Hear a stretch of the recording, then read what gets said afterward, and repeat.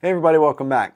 If you're trying to build a business or a personal brand or a career with content, you have to understand something really important, and that is that content marketing has changed. In many cases, what used to work then doesn't work so well now. So staying up to date on what works means the difference between getting results and spinning your wheels for nothing. Over the last 10 years, content marketing has undergone a massive transformation. What worked just a few years ago, that is cranking out as much content as possible and pushing it everywhere, just doesn't cut it anymore. The landscape has shifted. And to succeed, you really need to evolve your strategies and adopt new tools, and most importantly, rethink your mindset. So I'm going to cover both the tactical actions you can take to apply these changes to your business and career, and the mindset shifts that creative professionals need to embrace. These tips aren't the usual hacks you hear everywhere else. They're rooted in what I'm seeing work right now based on where the market's headed and how audience behavior is evolving. And by the end of this video, you're going to have a clear understanding of how to modernize your approach to content marketing and get a real return on your investment and position yourself for success in 2025 and beyond. All right, you ready? So let's jump in. All right, number one, you want to shift from volume to value. Quality over quantity. The first big shift in content marketing is that it's no longer about volume, it's about value. If you go back 5 years, the game was all about publishing as much as possible. Blog posts every day, videos every week, content calendars filled to the brim. The belief was the more content you put out, the more chances you had to capture attention. But here's the reality today. Attention is scarce, and people don't have time for content that doesn't deliver real value. Instead of pumping out tons of posts, the most successful creators and brands are now focusing on creating high-quality, impactful pieces that offer depth and insight and practical solutions. Less frequent, but more meaningful. The main problem is that AI has made it incredibly easy to churn out content. But let's be honest, a lot of it is really mediocre, with tools automating everything from writing blog posts to creating social media captions. It's still tempting to think that more is more, and letting all these machines do all the work. But when everyone is doing the same thing, what actually will stand out is not more content, but better content. And here's what this looks like tactically. If you're creating blog posts, aim for fewer but longer research-driven articles that answer big questions or provide really actionable advice. If you're making videos, focus on evergreen content. Evergreen content is content that remains useful for months or even years. Look at my videos on this channel. I've got over 550 videos, and a lot of them I did 5, 6, 7, 8 years ago are still getting tons of views now because the content that I covered is really meaningful and it's really tactical, and you can still use the ideas and the processes today. Tutorials, strategy guides, inspirational case studies are great examples. Think of it this way. One high-impact piece of content can generate traffic and trust and authority for years, while low-value posts barely last a week. Here's the mindset shift. You need to think of yourself as a trusted source of value, not a content factory. For example, I know several businesses that stopped posting weekly and started focusing on monthly deep dives, and their engagement actually went up. It's a case of quality over quantity. Less noise, more substance. All right, the second strategy is community-centric content, building loyalty, not just traffic. The second big change is that content now needs to build community, not just traffic. For years, the primary goal of content was to generate views and clicks and traffic. And while those things are still important, the real game changer today is creating a sense of connection. People want to belong to something. They want to engage with content that feels personal and makes them feel part of a conversation or a community. And here's how you can do that. You engage with your audience directly. You run live Q&As. You respond to comments. You create polls or gather input.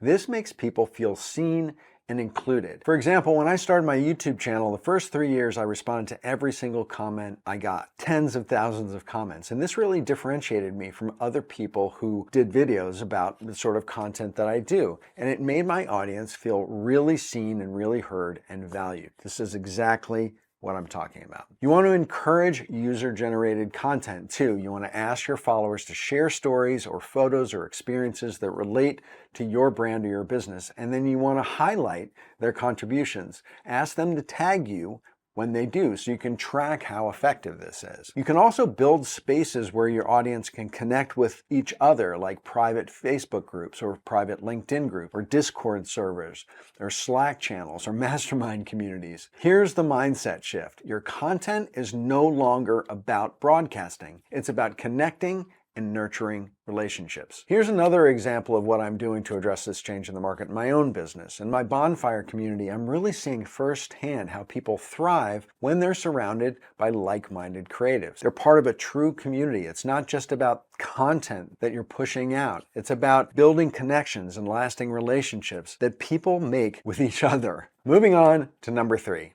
content as a customer journey, not a quick sales pitch. The third shift is that content has become a journey. Years ago, marketers used content to push products and services directly, right away. Here's what we're selling, click here to buy. That approach doesn't work anymore because audiences are savvier. They don't want to be sold to, they want to be guided. Today, content needs to nurture your audience through the entire sales journey. At the awareness stage, you need to provide educational content like blog posts and videos and free downloads that help people discover your brand for the first time. And then at the consideration stage, you create content that builds trust and positions you as the solution to their problem that you have now clearly articulated, like case studies and testimonials and webinars. And at the decision stage, you offer proof and a clear action step, like detailed demos and client success stories, or targeted or strategic calls to action. Here's the mindset shift here. Content isn't about pushing people to buy. It's about earning their trust and helping them solve their problem. Here's an example. HubSpot does this really brilliantly. Their entire content ecosystem, from blog posts to free courses, guides prospects through their journey. And by the time someone buys, they already completely trust the brand. And I'm not getting paid to say that, by the way. All right, moving on to number 4. Leverage micro-content for a multi-channel strategy. Another huge evolution in content marketing has been the rise of micro-content and a multi-channel distribution strategy. People consume content in smaller, snackable pieces on multiple platforms like Instagram Reels and TikTok and LinkedIn carousels and YouTube Shorts. But here's the key. You don't have to create brand new content for every channel or for every piece of content. Instead, you do some long-form content and you repurpose it. For example, a 10-minute YouTube video can become a series of 60-second clips for Instagram Reels or TikTok.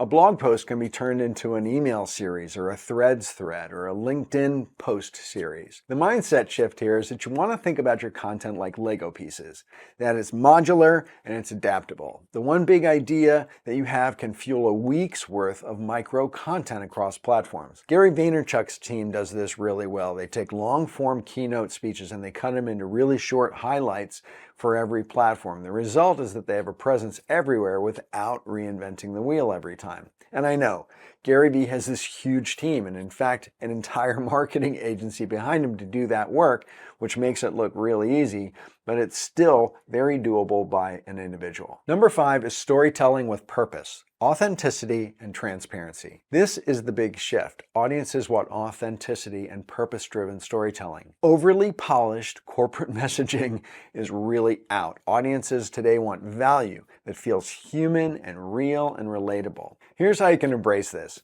Share behind-the-scenes moments of your brand's origin story, or highlight challenges and failures as well as wins because your audience is going to connect with your vulnerability. Use real stories from customers, from employees, from team members to illustrate the impact of your work, the impact of your products and services. And the mindset shift here is that you want to stop curating perfection. I'm going to say that again. Stop curating perfection. Start sharing stories that reflect who you really are. Patagonia is a really great example of this. They're not afraid to share real-world environmental challenges and their role in addressing them. That kind of transparency builds trust and loyalty with their audience. Number 6 is data-driven content, personalization, and AI insights. Your goal needs to be creating personalized but data-driven content, and that's really so much easier to do now that AI is so available. With all the tools available today, you can create hyper-relevant content tailored to specific segments of your audience. Here are some tactics. Using tools like HubSpot or Kit or MailChimp, you can track your audience's behavior, and by using email list segments, you can deliver really personalized emails to each of those segments and personalize offers. Another tactic is to leverage AI tools like Gemini and Claude and ChatGPT to brainstorm ideas to generate online content and to also automate repetitive tasks for yourselves. The mindset shift here is you want to approach content like a scientist. You want to test and measure and refine based on what's resonating with your audience. Think about platforms like Spotify and Netflix, right? Their recommendations feel incredibly personal because they're tracking you and they're segmenting you. This keeps users coming back for more, and that's the power of personalization. Number 7 is trust building through individual voices. Another big trend is that individual voices are now more trusted than corporate voices.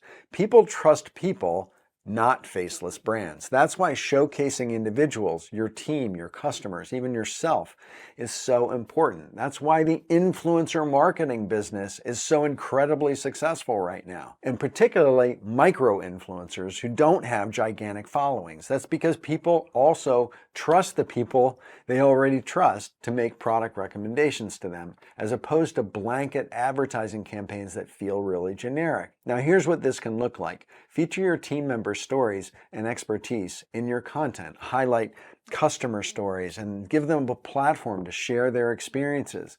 You can build your own personal brand alongside their business. Human faces, your face, the face of the brand, are more trusted than faceless corporations. Now, here's the mindset shift to focus on. Your brand is a network of real people, not a corporate machine. Think about it that way. Adobe does this really well by featuring the creatives who use their tools and sharing their stories. It's more relatable, it's more human, and far more effective than some big corporate message. Also, in the past, brands like Apple have done this incredibly well by building a personal brand around Steve Jobs with his visibility and his personality. Number 8 is interactive and experiential content. Finally, content today is becoming far more interactive and experiential. It's about creating content that your audience actually participates in, not just consumes.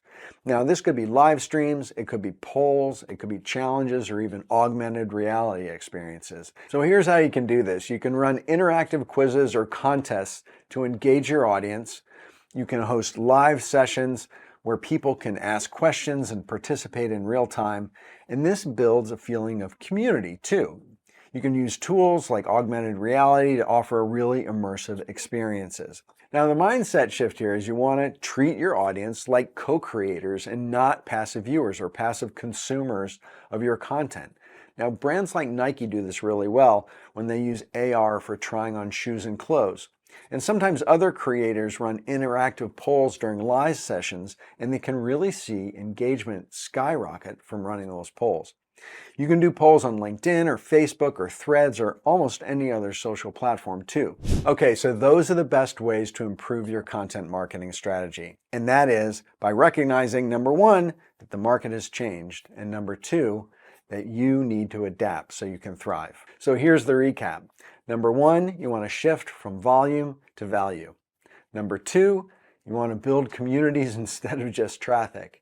Number 3, you want to use content as a journey, not just a one-off sales pitch. Number 4, you want to leverage micro content for multi-channel impact. Number 5, you want to embrace authenticity and purpose-driven storytelling. Number 6, personalize your content with data and AI. Number 7, you want to build trust through featuring individual voices. And finally, number 8, create interactive, experiential content. Okay, now I want to hear from you. What changes have you noticed in content marketing? Are there areas where you're actually struggling to adapt? Drop your questions in the chat and let's talk about it. And if you want more support or strategies or coaching like this, consider joining my Bonfire community. It's where a bunch of creative pros like you come together to grow and share insights and succeed. Just go to philipvandusen.com/bonfire to learn more about it. And the link is also in the description below. So that's it. Thanks for tuning in. And until next time, stay inspired, and I'll see you in the next one.